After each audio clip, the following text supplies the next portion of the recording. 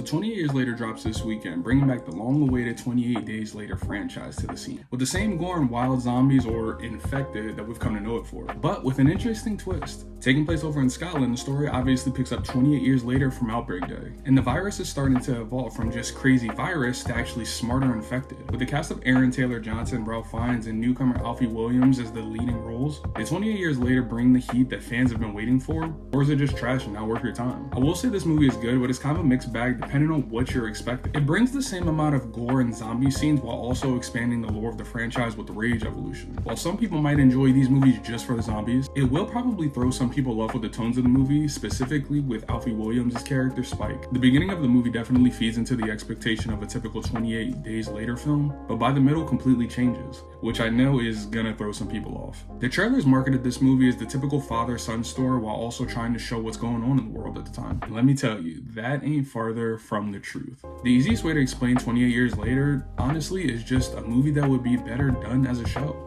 And some people will come out of this movie not a fan of it. The ending even sets up for a trilogy that we're supposed to be getting, and you can tell that was their main focus in the movie. All in all, if you're a fan of the franchise, it's definitely worth the watch. Just mind your expectations, because it might not be what you think. If you're a fan of zombie dogs, it might be right up your alley.